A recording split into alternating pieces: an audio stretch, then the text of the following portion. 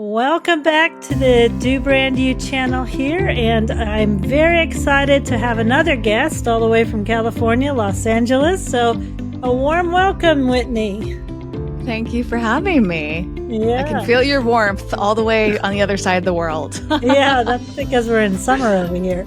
Yeah, that makes sense. Although it feels like summer today in Los Angeles, even in December, it's really hot for us. Oh, right. Of course. Right. So Whitney, it's great to have you here for the conversation. And just to let everyone listening know a little bit more about you, is that you are a podcast host and strategist and certified well-being coach. You've explored mental health and mindful living on the This Might Get Uncomfortable. Looking forward to hearing about that. And your private membership community called Beyond Measure. So Whitney's also a freelance consultant. She currently works with companies like Circle, Podetize, the Podcast Collaborative, and Personal Brands and Podcasters. So let's dive right into this right away. And I would love to hear more about this community that you have called Beyond Measure and why you went about to what is it about community and why did you want to get that going? Well, it came out of many years of working in digital content. I started off blogging in 2008 and then started getting into social media as both a content creator and a consultant. And then I became, actually simultaneously with both blogging and social media, I was doing a lot on YouTube. And it was an exciting time because content creation was developing. This is before the word influencer was used. So it was this time where people were building personal brands and learning to connect with people, essentially community. I mean, social media was about community and still is in some ways, but back then much more so. It was easier to have more authentic connections with people. And then over time, especially for me living in Los Angeles, working in that space, it started to feel very competitive. It started to feel less authentic. It started to feel more about monetization and fame, validation. And alongside that, I've always had a passion for wellness. So that was primarily the work that I was doing in content, was talking about health and wellness, sustainability, matters that I was really passionate about. Over time, I realized that what I was doing on digital platforms felt a little counter to the messages I was actually putting out there, especially when it came to mental health.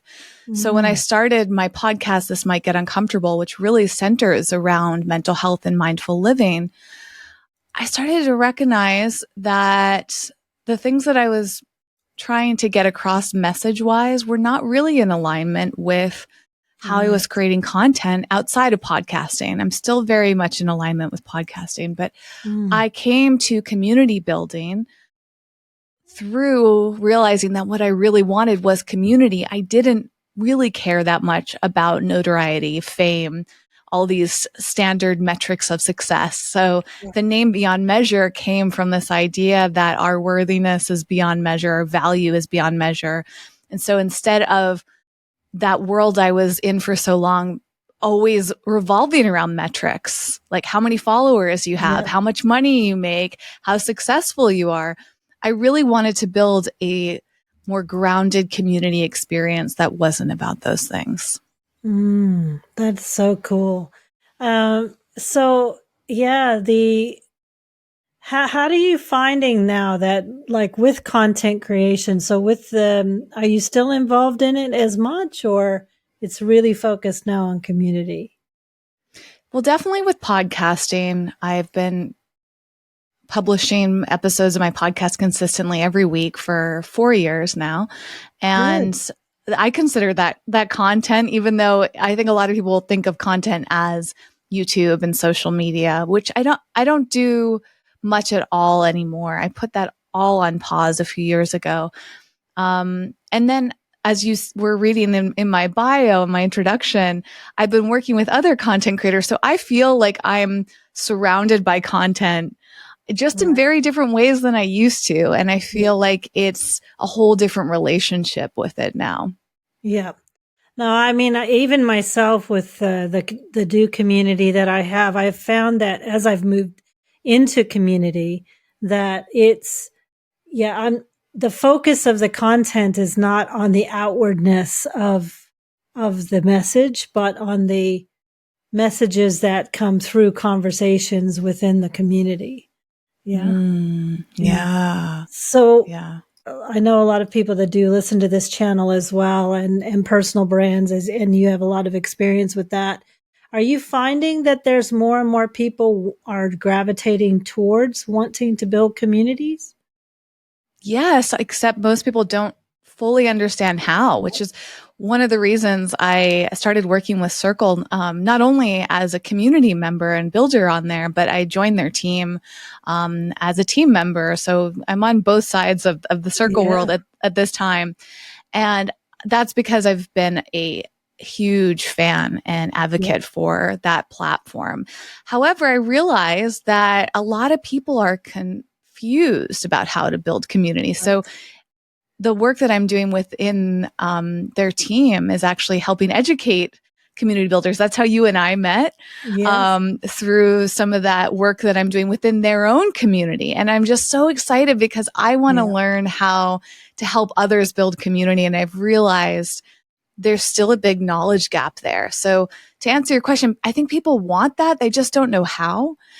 And a lot of the marketing and business advice out there is still very centered around social media. Yeah. So I think a lot of people think that social media is the way to build community. And certainly that's part of it, but it doesn't have to be all of it. And it doesn't have to be No. part of the puzzle at all. No. Really. It can be a That's choice. exact. That's exactly right. Yeah. The yeah, for me with the community, it's just about, yeah, the connections that I've been able to make through, and I find they yeah, the connections that you make within the community, it's more insular. And one of the things I've always been involved with the personal brands and helping people with that. I do the coaching there as well. Is I'm finding this real shift, and maybe you are as well. It's not anymore about who you are just as a personal brand. 10 years ago, that's kind of what it was. Build your personal brand. And Yeah. today I think everybody is, it's not just about you as an individual. It's who you surround yourself with. And I call it your ecosystem. So it's Mm. that ecosystem is the communities that you choose to be part of, because that is what I've seen in the last 3 years. Is not, I don't just belong to one community. I belong to a few communities, and and they're all online, and they're all have their own little kind of flavor to them, and they meet my own needs. And then the community that I build within myself. How do you find that with personal brands, as going from that individual status that it had to this ecosystem, I guess I would say. Mm. That's such a great question.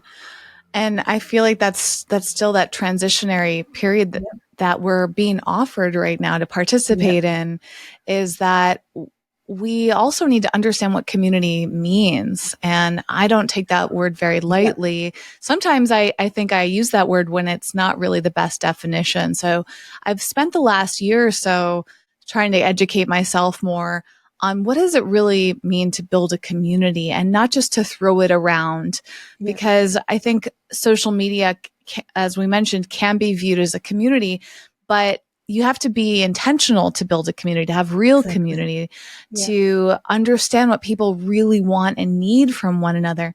Creating things like a psychologically safe place, which, given my background in well-being, is something I really value. Is, do Yeah. the people here feel seen, heard, valued for who they really are? Yeah. Or is your definition of community actually based on an audience?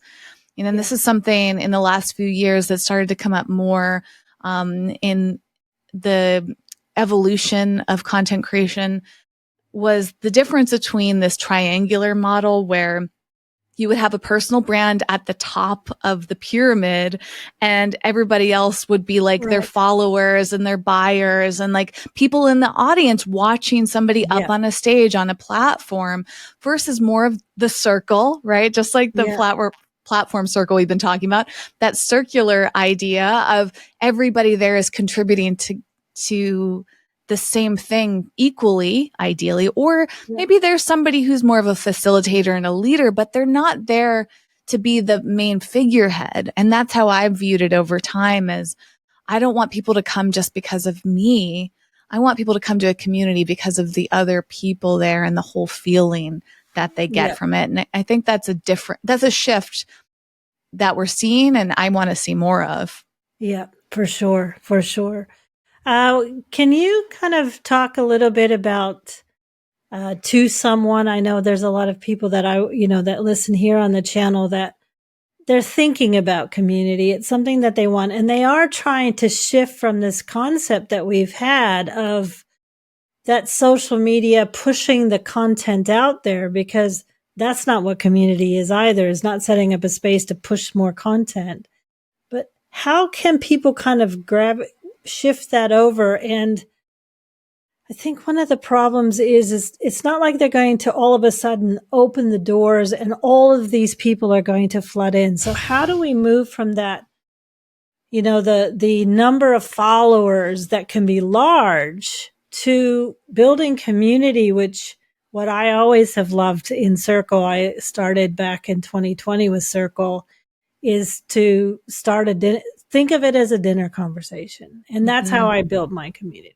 Mm-hmm. So how can we kind of talk in that light? Well, first of all, you touched upon one thing kind of subtly, which is that it takes a while. I too started on the Circle platform and really got more involved with membership communities in 2020. And it's been a long, intentional process that's not over yet. It's a work in progress. Yeah. And I'm not concerned with the metrics. Otherwise, that goes against everything that I'm saying and what my community stands for. So I see it as like one person coming into the community a month, which can sometimes be the pace for me, is great. Yeah. And I'm still learning how to really welcome in each individual. I think that part of this transition is not seeing people as a number. And that's still challenging. That's a process that each of us, many of us, maybe not all, but many of us who have been part of social media and looked at marketing from the more of the digital context from the past 10 or 15 years, we've been trained to see everyone as a number. Yeah. But in a community, I'm seeing them as a whole person. And I'm still trying to figure out, how do I make each individual feel like they're part of it? Decide if they even want to be here. First of all, my aim is not to convince them to stay. It's to help them see if they're a fit. Yeah. And that is actually extremely challenging, and it takes so much intention, and it takes education. Yeah. And I think that what I'm seeing as an opportunity and a realization in hindsight over the last few years that I've been building that is, I probably would have spent a lot more time educating myself, reading, and like devoted a lot more of my time and energy to building that, versus thinking, to your point, oh, like I just set up an email funnel and people just come in and I mention it on social media a certain amount of time. Those kind of more, a different form of marketing, essentially, which is like blasted out to as many people and as possible, and know that your conversion rate will be somewhere between 1% and 10% of people. You mentioned this too. They're going to join. Yeah. And it's just like numbers, numbers, numbers. The intentionality is a completely different approach. Exactly. But I see the long-term benefit being much more powerful if we are willing to invest that time and energy into it. Yeah, I love that. And I love the reoccurring kind of word that you use at the moment, which is the opportunity that we have today. And because that's where I'm at. And that is that I see people like yourself, myself, other people that are really forging in this area of community today, especially in the online space, or the kind of the online and the face-to-face kind of hybrid situations that we have. is we are defining what online community is for the human race. I mean, we have entered a new stage. COVID just, that whole period just pushed us all forward very quickly into that. I mean, I was coaching, I was traveling, lived in Dubai, lived in New Zealand, had a couple of homes, and traveling and speaking. And I tried to get people to do more coaching online and things before 2020, but it wasn't until 2020 happened that people were finally kind of embraced this online. And like you say, I think it's shifted so quickly, and we are all trying to scramble, and we're trying to use metrics that we used in the past 10 years that aren't going to work moving forward. What do you what are some of the challenges do you think that we face, or what are the opportunities, maybe is even a better one, of how can we move from this focus on the metrics, the numbers, the followers, to how can we get that true satisfaction or find the real value in, like, saying to people, yeah, we really do need to build these authentic communities. Mm-hmm. Well, I think it comes down to what your motivation is, like starting there, because until you really address like why you're using these platforms and building what you're trying to build, a lot of us just get into this mode of doing it just to do it. And that's can feel really out of alignment. When you mentioned the word, I think, satisfied, I also think of fulfillment. What is the root cause of why we're doing it? Or are we doing it just because we think we're supposed to be doing it, because everyone else is doing it, because everyone is saying how to do it? I mean, it becomes very formulaic. And over time, I've realized that maybe I'm just not a formulaic person. I like to strategize. I like to help people figure things out. I like to help myself figure it out. But it's that process of making it work for me, figuring out what that is. And like I said, why it is that I'm doing this. And knowing your why is really key to community. Really understanding, who are you?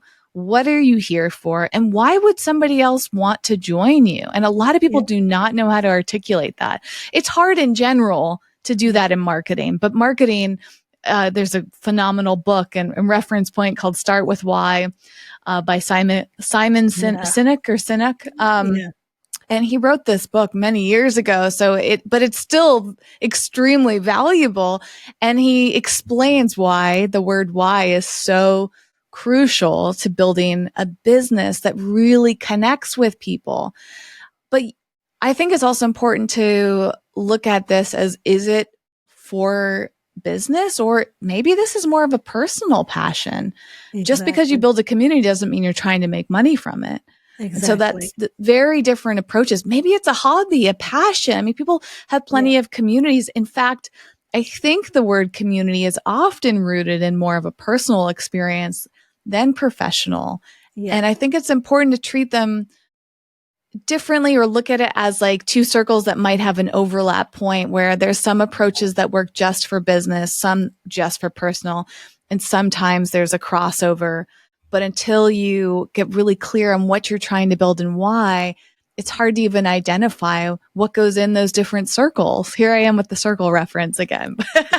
I just think there's so many circular references. No wonder they named the company that. They named it Circle. Exactly. I love that you bring that up about community, that it's not just necessarily a business option or a business strategy. It's not something a business sort of has to do, but it really does move into that personal. And some of the conversations that I'm having as I am having these conversations with different people and different guests that come on, is that their communities are being used for personal passions that they have, for uniting people on projects to move ideas forward collectively.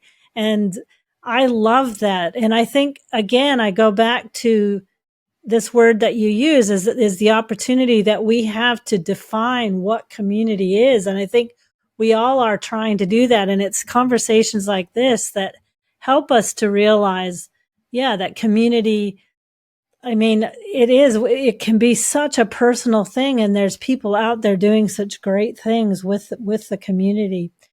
In your experience of involvement with community, with Circle, with your own community, are there certain strategies or things that you've done in how you've gone about, like, starting a community and just kind of nurturing it from the get-go?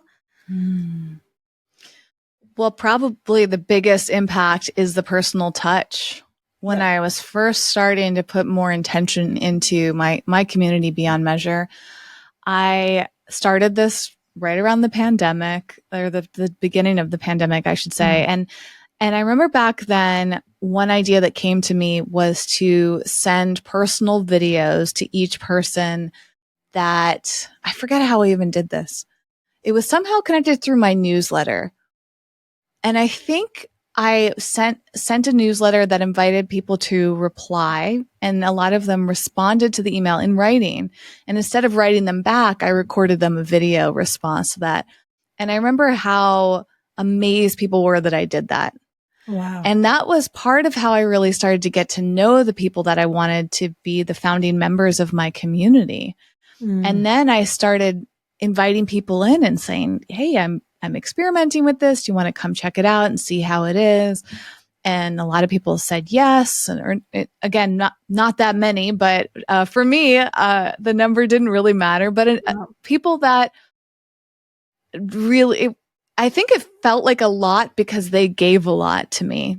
Just a small group of people gave so much. They were so generous with their time.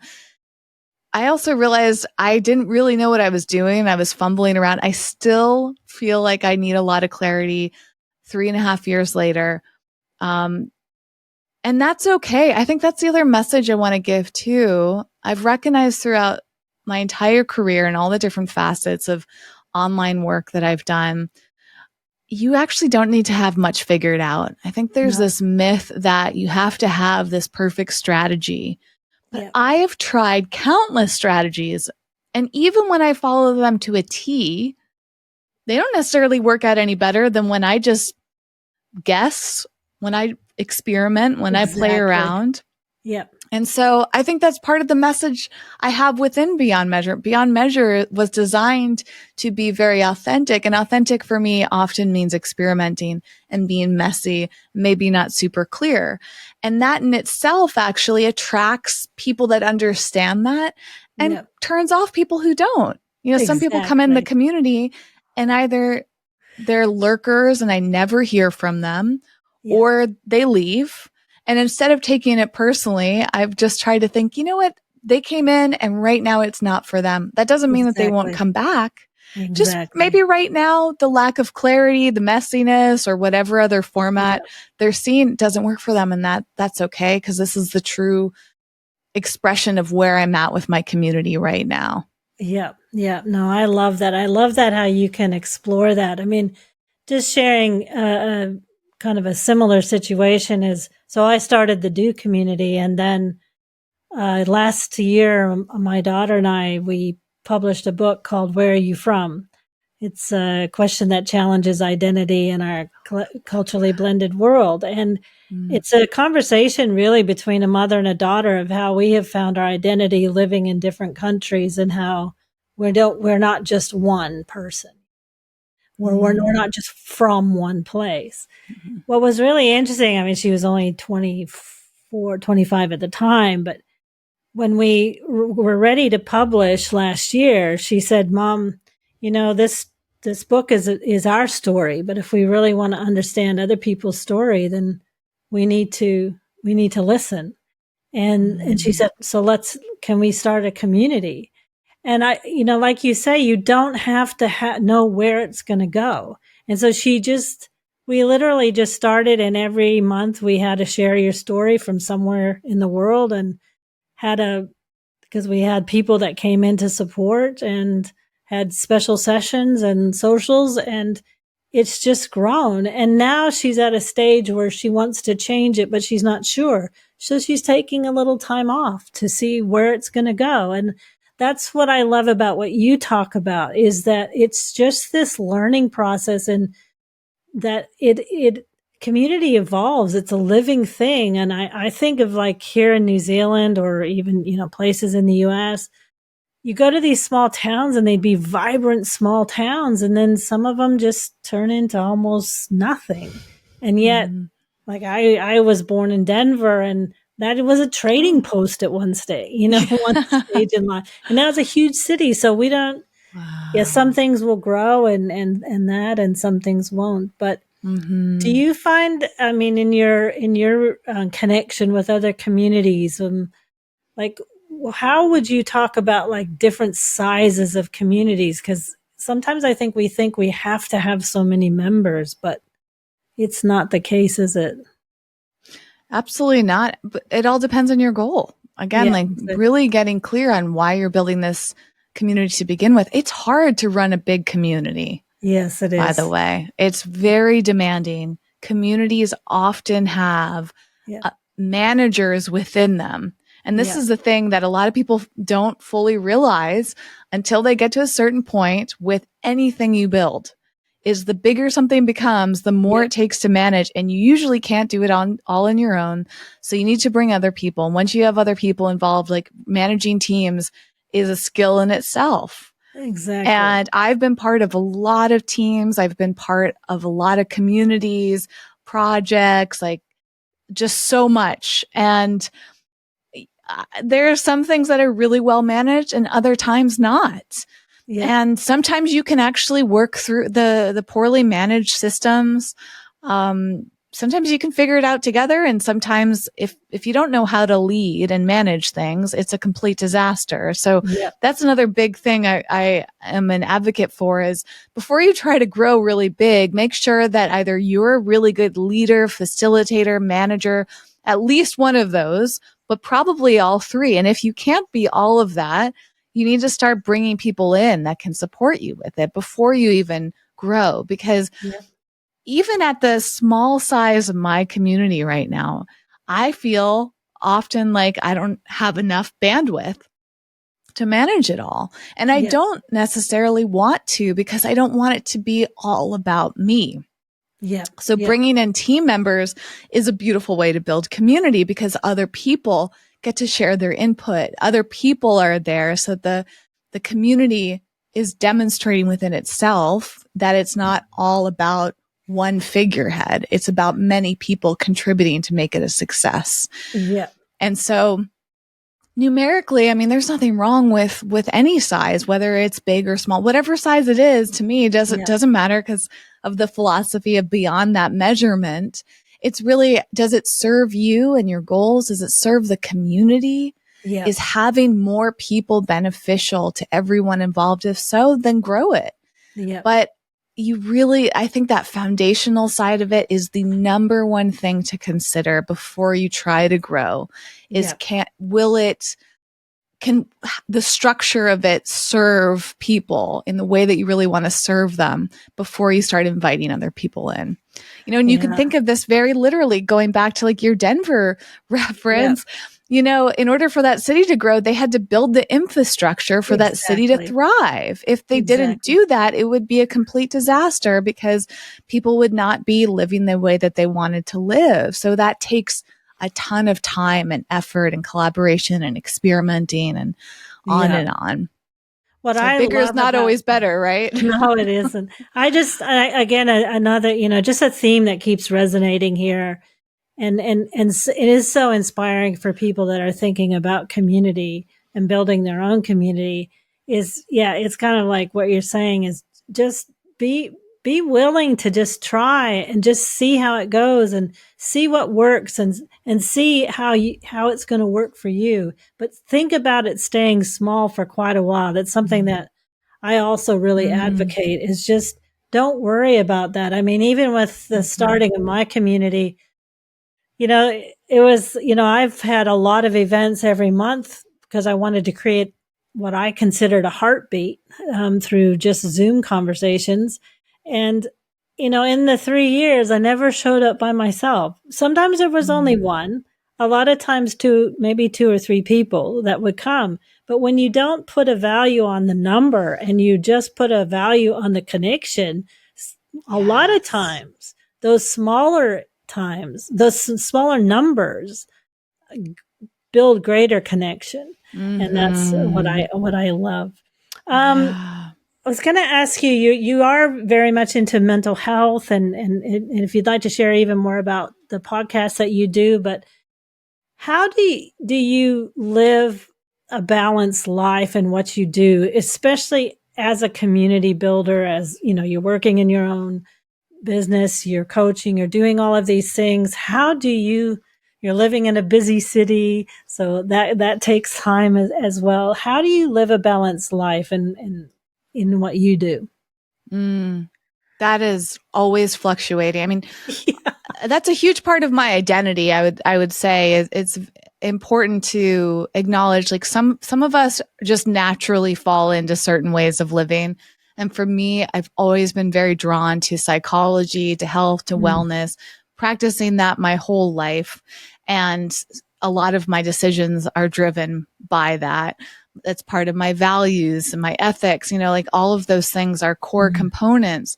That doesn't mean that I always feel balanced. yeah, It is a constant daily adjustment. I mean, I just started going exactly. to yoga for the first time in years just a few days ago.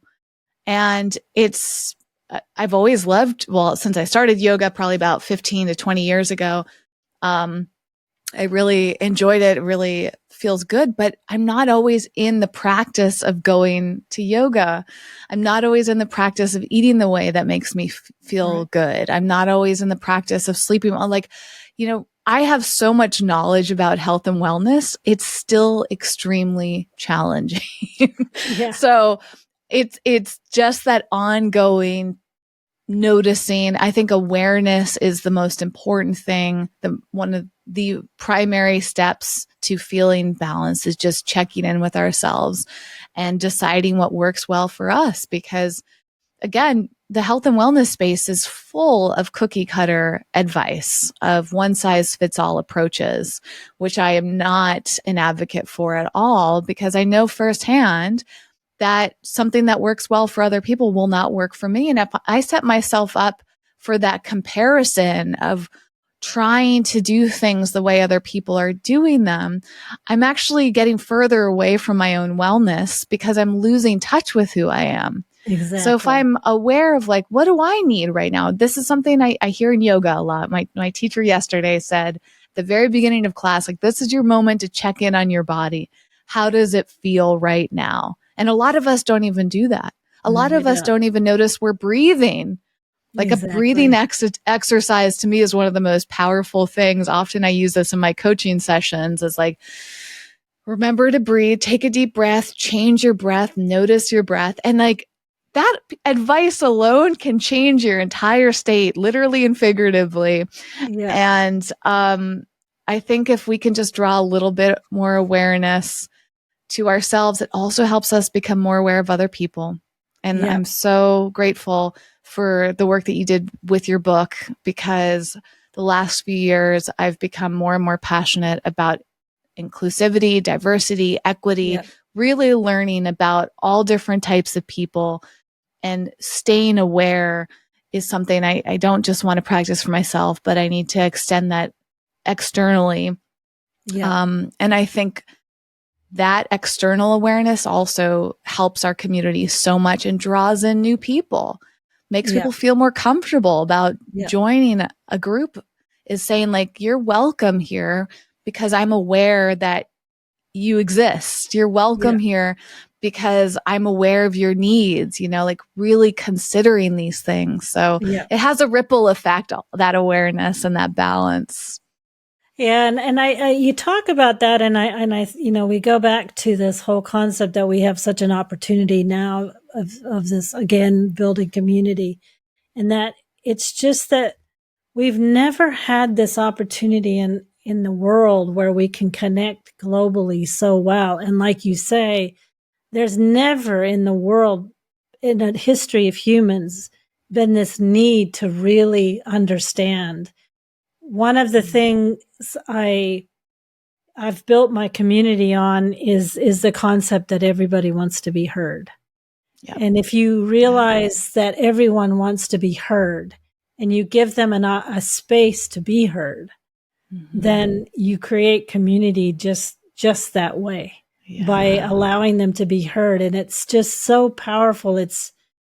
I just love the fact that, people like yourself, myself, other people listening. I know people listening to the podcast now will be inspired to build their own community, and they become models of us as humans entering this whole new phase of social connection. Because, like we said, the last 10 years, it's really been this content push of one person, one personal brand pushing content out. We're seeing that shifting to now, how are we going to build community and how do we get conversations going?